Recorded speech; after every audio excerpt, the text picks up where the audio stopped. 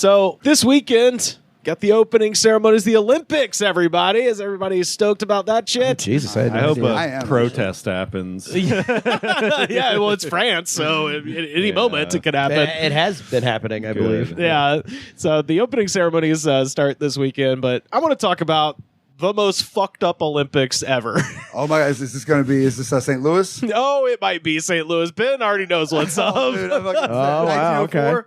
1904, God, yeah. I love this one. Because I say the most fucked up, and people might immediately think 1936 in Berlin, but That's a different kind of fucked That's up. the different kind of fucked up. That's the Nazi year, but it's also It's the year. also Jesse Owens showing him what's up. Bingo. That's the year Jesse Owens fucked up Hitler. So that's a fucking win. This one is way more fucked up. So in 1904, Chicago had actually been selected to be the site of the Olympics.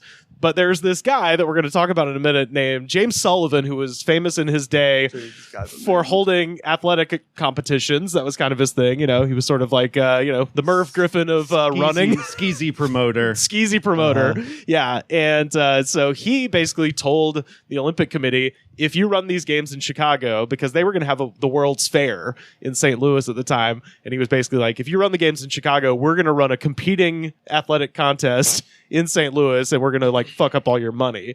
And so very reluctantly, they moved the games to St. Louis. And the founder of the Olympics even said, like, the games, their mediocrity will rival the city itself. Like, they were not fucking happy because in 1904, St. Louis was really fucking hard to get to. Mm-hmm. So most countries did not send athletes because the cost was too exorbitant, and Americans accounted for 523 of the 630 athletes that competed in the Olympics that year. Nice. As it should be. And over half of the events were contested entirely by American competitors. Hell yeah. Yeah, dude. It's the most American Olympics ever. And my favorite part, it lasted 5 months. So it's like got the World's Fair going on. Almost half a year. Almost, yeah, straight up.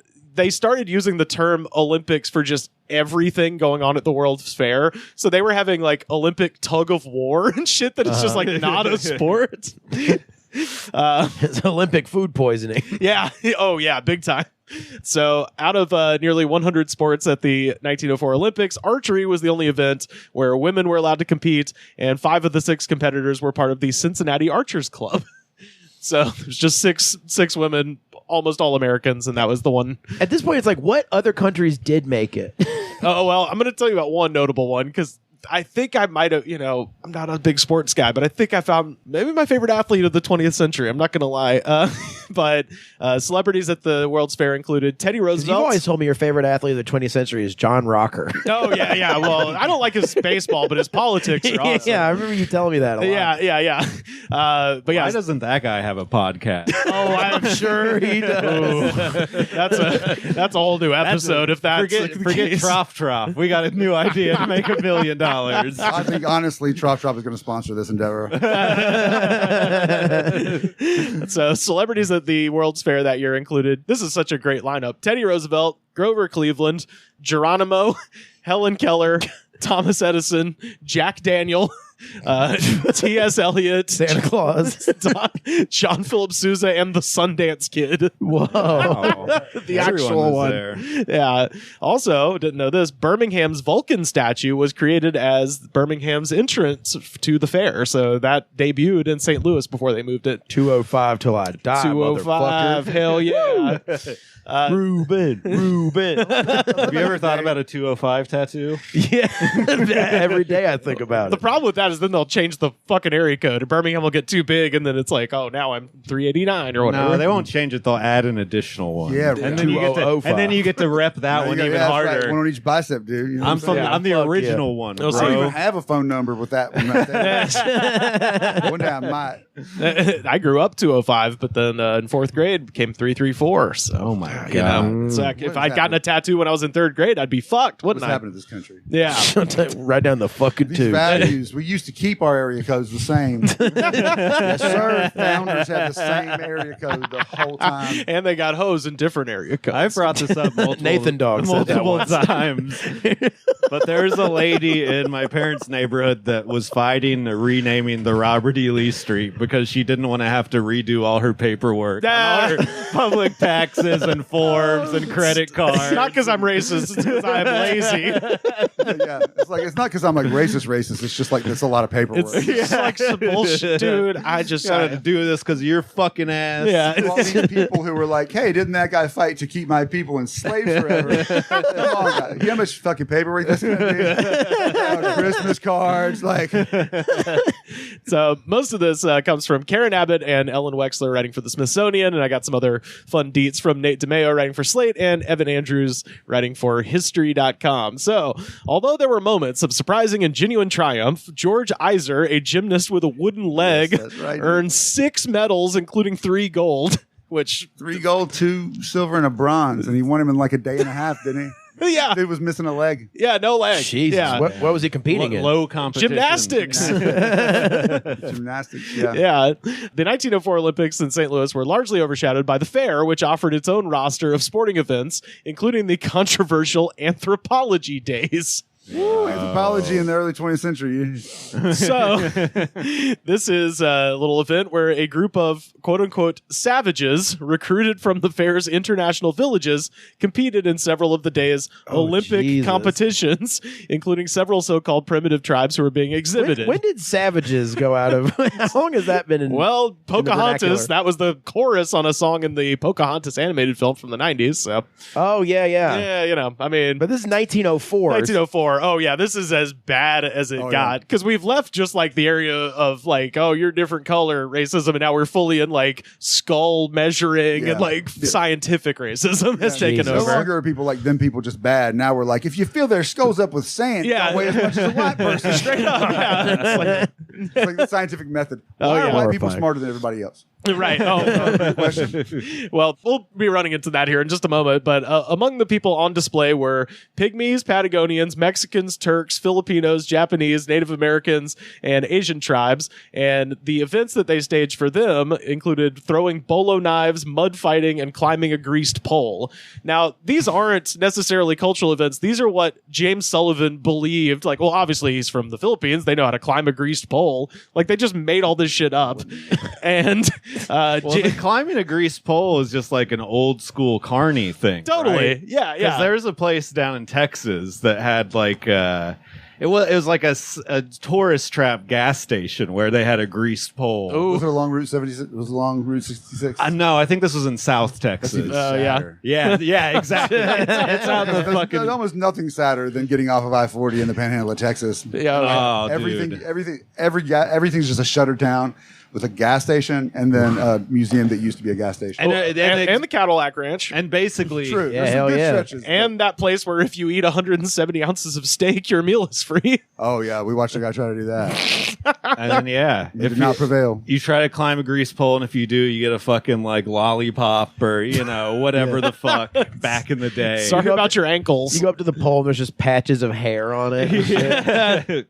So, James Sullivan was mega racist, and in addition to staging these events, he also made those on display at the fair compete in traditionally Western competitions without explaining the rules to them.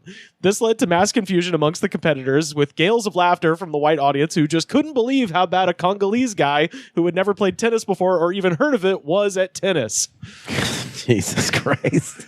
So imagine going to the Congo and being like, "Oh, you know how to play our games," and then now you're being judged for your ability to do that. Also, sometimes Yeah. at this period, they're just like, okay, some random black guy we found. You're from the Congo now. Yeah.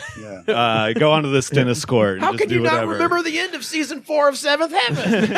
How can you not know that? One Hungarian Olympic official who was both racist and particularly prescient said this, quote, "I was not only present at a sporting contest, but also at the fair where human monsters were exhibited for a joke. As for that outrageous charade, it will lose its appeal when black men, red men, and yellow men learn to run, jump, and throw and leave all of the white men behind them." Well, Dang. It's one of those where you're like, you called these people monsters, but then absolutely, yeah, you're right. in terms of being able to outperform the shit out of totally. people. Yeah. They go, once they learn the rules, we're fucked. For now. Right. Yeah. Don't teach them how to read. Get some good photographs of how bad they suck at it. We can hold on to it. Right? Complain about it when we integrate our sports.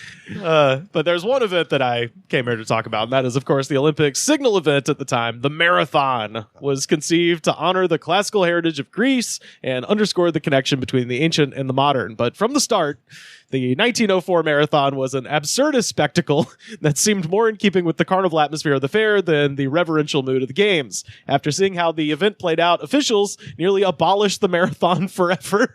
We were so close.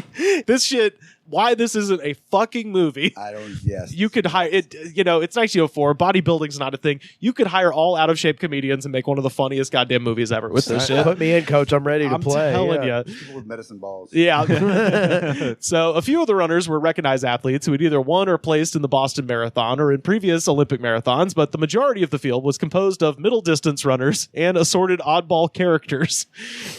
First, there was Fred Lors, an American who trained at night because he worked as a bricklayer by day. Fred earned his spot in the Olympics by placing in a 5-mile race sponsored by the Amateur Athletic Union. And you'll note that a marathon is usually 26.2 miles and not 5. Yeah. Right. Very, very different amount. It's 1904 inflation. Yeah. It counted the same. So these are my two favorite guys. Other noteworthy competitors include two men from the Twasana tribe of South Africa, the first black Africans to ever participate in the modern Olympics. And they were in St. Louis as part of the Racist World's Fair exhibit, but decided to jump into the competition. And only one of them was wearing shoes. So there's a picture of these two guys. And yeah, one guy has shoes, one guy does not, and is about to run a fucking marathon. Holy shit. Then there was Felix Carvajal, a 5'1" mailman from Cuba who raised money to come to the United States by demonstrating his running prowess around the island, once trekking the entire length of Cuba in just 16 days. So he walked all the way. That's like, I looked that up. That's like 48 miles a day. Yeah, it's like fucking Can we do something crazy. with this? Could you guys please send me somewhere where this will matter? yeah. What's also, it's like, you know, you're thinking about inflation, but also like the exchange rate, because 5 American miles. Yeah, that's right. This guy's the star of the show. So unfortunately, upon his arrival in New Orleans, Cuba's first Olympian lost all of his money in a dice game. So he's just sad. Welcome to America, bitch.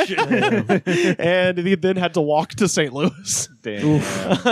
So at the starting line, this outfit is tremendous. Attired in a white long sleeve shirt, long dark pants, a beret, and a pair of street shoes To do a marathon. to do a marathon. This is my point here is that, like, the degree to which people have to fight to get into the Olympics, right? Yeah. Back then, you could just be in town as a part of, like, a racist exhibit. Like, can I run the marathon? And they go, we'd love you to run the marathon. Nobody. And the guy in Cuba's raising money for it. He shows up. It's just like, Oh, yeah. I don't know, man. Well, then yeah, you could immediately you'd be like, can I run the marathon? Sure. Ow, I tripped. I'm an Olympian for life. This guy, like the outfit that and you can see pictures of him running in it. They ended up having to like cut the legs off the trousers because they're like, you can't run in fucking long pants, man.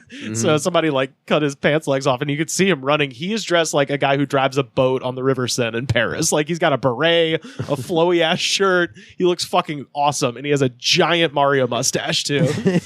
So the race began on August 30th. The temperature was in the low 90s. And humidity was nearly 100%. So St. Louis in the summer. Yeah, Yeah, St. Louis little in balmy. fucking August. Away from any large water sources that could cool it off. Middle of the Yeah. damn country. One official called the 24.85 mile course, quote, the most difficult a human being has ever been asked to run over. And it wound across roads inches deep in dust. And you can see this in the pictures, man. Like these roads are dusty as shit. And they also had 7 hills varying in height from 100 to 300 feet, some with brutally long ascents. And in many places, cracked stone was used as the pavement. And that created perilous footing. So people are just like running over like broken rocks, Probably essentially. the one guy with no shoes felt that. Yeah, I couldn't figure out if he made it to the end or not. I know about the other guy though. The men had to constantly dodge crosstown traffic, delivery wagons, railroad trains, trolley cars, and people walking their dogs. So they don't even clear the streets? Also, did you say streets? Yeah. True, that's They true. didn't clear the The dust? paths. They Yeah. don't even sweep the dust off the ground to reveal the more dust underneath. So Thomas Hicks, an experienced runner from Massachusetts, led the 32 starters from the gun. During the race, the cars motoring alongside the course kicked up the dust, launching coughing spells amongst the runners. William Garcia of California nearly became the first fatality of an Olympic marathon when he collapsed on the side of the road 8 miles from the finish. The dust had coated his esophagus and ripped his stomach lining. Jesus. And had he gone unaided for an hour longer, he would have bled to death. Well, here's the problem. You're not supposed to breathe with your stomach. No. When you breathe, it's supposed to go into your lungs. If it goes into your stomach, yeah, you're going to fucking die. You're not supposed to breathe while you're running a marathon either. Because you're using all of your energy for that. Unless you have extra oxygen in your water. Yeah. That's correct. They're 100 years away from that. Also, here's one of the problems. Unbeknownst to the runners, the psychotic organizer of the games, James Sullivan, wanted to use the marathon as an experiment to test the limits and effects of purposeful dehydration. Just a little experiment. Yeah, this guy's, it's not 1936 Germany, but there are definitely some themes here. Oh, Sure. yeah. So, like, A, he thought that white Americans were better than everybody else. And two, he was just like, man, people are bitching about how much water they need, bro. Yeah. Like, you don't actually need that See much. how much water they Tired need. of all these unions asking for breaks. Yeah. Let's prove a real man can do this. Should we do this at a university? No. The Olympics. Oh, I'm sorry. You've been inhaling cotton leaves for that? You didn't know what the other guys did? Sure. Raw dirt. And This guy dressed like he went to a wedding. He lived. They didn't ask for a sip. Not one sip. So there was only one place along the entire marathon where athletes could officially secure fresh water, and that was 12 miles from the starting line. So you had to run 12 fucking miles. Somehow my man Felix somehow got a drink at a water tower 6 miles into the course. So Felix figured it out. John Lorden, one of the Americans, suffered a bout of vomiting and gave up. South Africa's... Classic America. This guy... I feel so bad for this guy. South Africa's Lynn Tonyen, on the other hand, had proved to be a very able runner and was well positioned in the track until a pack of wild dogs chased him from the course, but he still finished ninth. St. Louis used to be wild. Ask Nelly. I've always thought, I mean, all right, so you're out in the middle of nowhere, and then a pack of wild dogs comes up. Yeah. And you've also got a guy organizing this who's like, we're going to prove white people are the best. And people don't need always water. Have dogs. They always. I don't know where these wild dogs came from, but they, I love dogs, but they are the preferred pet of the race. they were German Shepherds and they were wearing collars. You're like, they're crazy out here. Yeah. No, I mean, my grandparents lived in Woodland, Alabama, and there was just a pack of feral fucking dogs that you would hear them sometimes at night just like stampeding through the land. So I love the way that story applies for like Alabama and also like Armenia. Wild dogs. The Nicaragua. mountains, the mountains areas of the Middle East. So meanwhile, Carvajal trotted along in his cumbersome shoes, billowing shirt, making good time, even though he paused to chat with everyone he saw in broken English. It's the tortoise in the hair. This guy, he's dressed like a fucking boater of some kind, and he's just stopping along the race like, oh, hello, how's it going? Just trying to chat with people.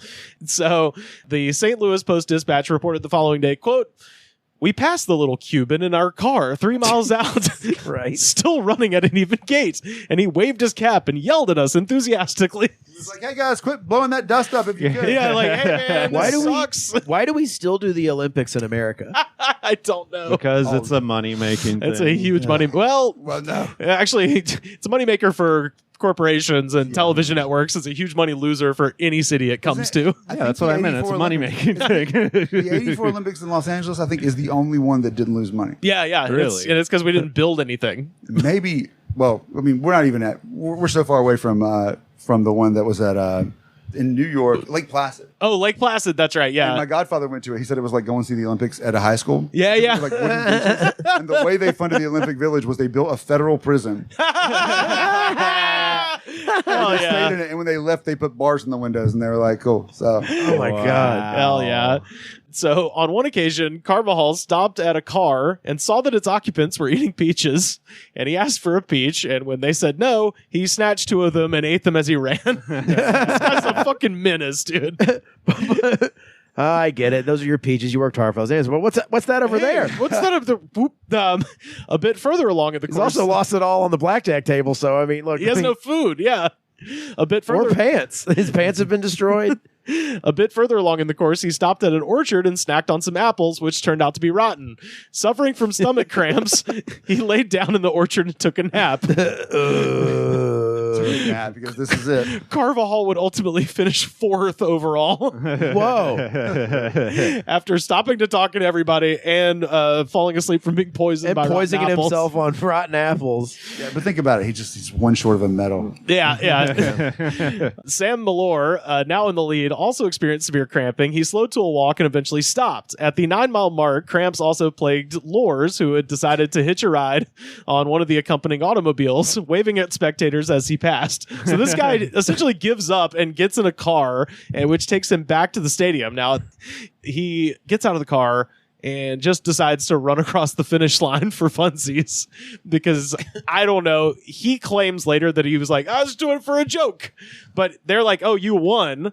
And the daughter of Theodore Roosevelt, Alice Roosevelt, is like placing a fucking medal on his neck when the guy comes. He was like, this motherfucker took a car. And everyone just starts booing him. And he's like, I was just joking. I was kidding. I didn't even want it. I was kidding. Literally, that's what he did. I was like, you motherfucker. You were just seeing if you could get away with it. But he's like on the thing. I love that they didn't wait till the race is over. They were just like, oh, he's first here. There he is. All right. Let's end this piece of shit race. There's a winner. Alice Roosevelt's like, I've got cigarettes to smoke and insults to hurl at my father. So the 10-mile mark, Hicks came under the care of a 2-man support crew who he begged for a drink. They refused, instead sponging out his mouth with warm distilled water. 7 miles from the finish, his handlers fed him a concoction of egg whites and strychnine. This is the first recorded at the egg whites, the strychnine, whatever. Egg whites. Yolk out of here. Man. You don't want to yolk this back cholesterol. This is the first recorded instance of drug use in the modern Olympics, which had no rules about that at the time. Strychnine in small doses was commonly used as a stimulant at the time. Today, the Center for Disease Control describes it as a strong poison that is used primarily in pesticides, especially to kill rats. I love your appeal to authority there, in case people were wondering. Yeah. Disease control. Hey, When you think about it, I wonder how much strychnine we've drinking on this podcast. oh, good point. Yeah. Probably quite a bit. I mean, yeah, that and just in our tap water. Yeah. So I guess it doesn't matter. Every time you get a drink from a bar from one of those soda guns that they didn't clean in the last 30 years. Look, that guy drank it and he got a medal. Yeah. Olympic athlete. They've been lying to us. So they also had a flask of French brandy for him, but they wouldn't give it to him because they're like, well, we need to continue the research on dehydration. Which, strangely enough, would have aided in that. By giving him alcohol, which would have dehydrated him more. So when Hicks heard that Lors had been disqualified, he perked up and forced his legs into a trot. His trainers gave him another dose of strychnine and more eggs. More poison, more eggs, more poison, more eggs. Also, it's 100 degrees outside. You're just eating eggs and poison. Lights. In the He meantime, must have smelled delightful. throwing the yolks on the side. The guys from Jack in the Box scooping it up, taking it back. It's a unique kind of shit when you have diarrhea from nothing but eggs and poison after running a marathon.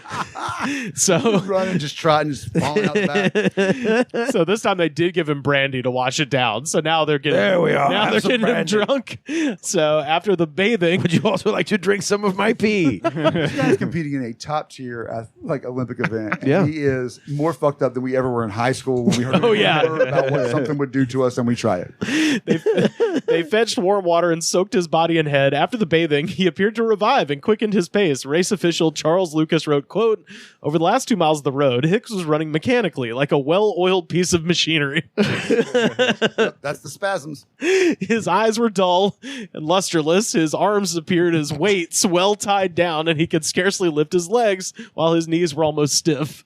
So this is literally a guy just doing like a fucking Walking Dead ass zombie long- walk. I'll say, is this a description of my ex-wife? Oh! Wait, how long was the winner's time? Well, so the guy who was in the car, I think it was like 3 hours and 11 minutes. Yeah, I mean, he doesn't count. No, the real winner. Yeah. Not the cheater winner. Oh, I don't know. The man who's running on brandy and eggs. Because this is an amount of time for a marathon that, like, all the amount of stuff these guys are doing is so far off from a normal marathon time. It's of not today. even. It's not even a full marathon. It's like 24.5 miles too. I Did think. you know that Mark Zuckerberg was fueled on brandy, eggs, and poison when he created Facebook?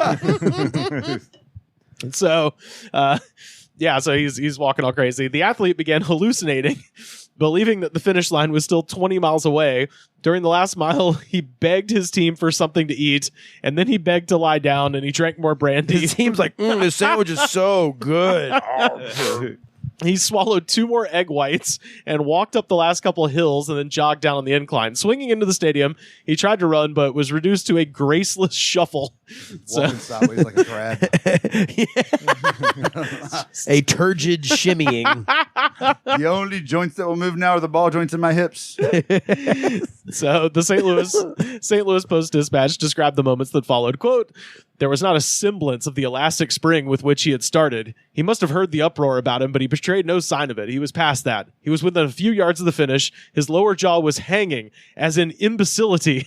His eyes stared blankly, but his pitiful expression didn't change." So they're literally saying, like, he's just a slack-jawed dullard at this point. Right. Just going Zombie, across. yeah. Yeah. I was there with this boy being like, "You see that right there? That's a champion right there, boy." Yeah. Look at him. That's a champion. Look at his sluggish movements. Hicks trainers carried him over. I want to be like that, Papa.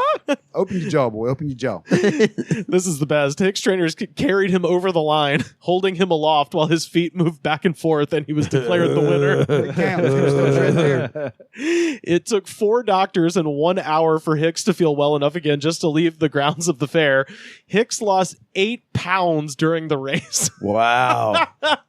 So, That's all you got to do. How yeah. much did he weigh at the beginning, I wonder? I mean, I don't know, but He weighed 96 pounds at the beginning. yeah. So he declared later, quote, "Never in my life have I run such a tough course. The terrific hills simply tear a man to pieces." Americans Albert Corey and Arthur Newman won silver and bronze, giving the U.S. Giving the U.S. a clean sweep of the event. Hicks and Lors would meet again at the Boston Marathon the following year, and Lors won, this time without the aid of anything but his legs. So he won that one. I love that the taxi cheater guy fucking smokes the winner at the Boston Marathon the next year. That's gotta fucking hurt. Yeah. Well, Yeah, he should have probably. been drinking all that poison. I was going to say, by taking that taxi, he probably saved 7 to 8 years of his life. In That 19 guy actually gained weight during that. He had a sandwich in the taxi. In 1906, while visiting friends in New York, Felix Caraval was arrested for racing train cars. He was sent to Bellevue Hospital on suspicion of insanity, and it was reported that Carvajal did not speak English, French, or even Spanish, but spoke exclusively in Cuban slang. So this guy's fucking awesome. But Yeah, I was yeah, gonna Listen to say. what he said. yeah. You know.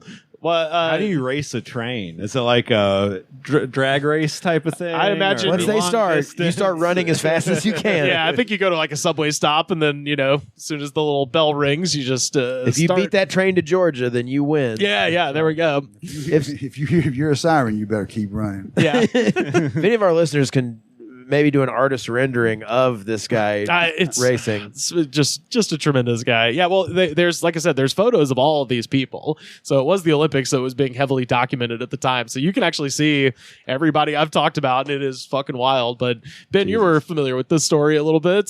Do you teach this in class at all? Because Man, it's so hard because I do the survey classes. Oh, yeah. It's hard not to bring up the Olympics from time to time. There's just so many great, so many stupid fucking events. Oh, yeah. Like 1984 LA Olympics, they had an event called solo synchronized swimming. so it's like figure skating in the water, I guess. It's just one person. Also, you can't synchronize if there's only one thing. Hey, look, That's Terrence Howard math. Tell that to 1984. Oh my god. Boy. Well, Well, hold on. What was? Okay, now I have to look into this. What was it even? You're just like kind of people twirling underwater around. dancing. You can see it. It's Oh. exactly what it sounds like. It's like you know Holy when shit. you know when someone makes like an egg in the pool, like when you like. And you just sink to the bottom That's and like hope you never come up. that's the finishing move. You hold your breath as long as you If can. one bubble comes out of your mouth, then you lose. Pretend you're drowning. Yeah, you ever done that at a public pool where you just float with your back up and act like you're dead? You know what? I stopped doing that one time. I was doing that, and I used to do it in front of the lifeguard. But then one time, I floated over there, and I just heard the whistle blow, and the lifeguard goes, "Dead bodies sink." and I was like, actually, dead bodies sink. yeah, I got actually by a lifeguard. Never did it again. Never Yeah. even attempted. I was like, they know. I used to do it at public pools, but I would also one of those kids that went in with my shirt on. They go, if he's dead, it's better. Yeah, it's like this kid's life's gonna suck. So Don't revive him. you know? Yeah. So in 1900, and this is probably one of my favorite ones, in Paris, they had an event. They do clay pigeon shooting? Yeah. Right? In 1900, they did live pigeon shooting. Whoa, hell yeah. And they had over 3 days, they had 54 competitors in the event. Just so you could shoot. They shot 300 I pigeons. was about to say, is this when the passenger pigeon went extinct? Dude, this is amazing to me because it's like, how do you turn the Olympics into a service to your city, right? You just go, hey, goals for whoever shoots the most pigeons. And people are like, thought you never asked. Oh my God. Goals whoever picks up the most trash. There was also like tug of war was Yeah, they had that at this one. I mean, tug of war seems like a fun thing to watch, honestly. Yeah. I mean, Country's 5 bulkiest, like wide-legged with the one big dude on the end. You know what I'm saying? uh-huh. You'd almost have to create positions on the rope and do it like weight class. Like, all right, find your biggest, fattest guy to be at the end. Yeah, the fattest man in your country. And then like And you find know, the best actor to be in the middle. yeah. I'm trying so hard. And then just the wiriest guy you could find at the front of the rope. Yeah. I can already see it's getting turned down by the Olympic Committee. They're like, each country's fattest person, and they're like, nice try, America. Dude. I can picture myself getting turned down by the Olympic Committee all the time. Like, what the fuck are you doing here?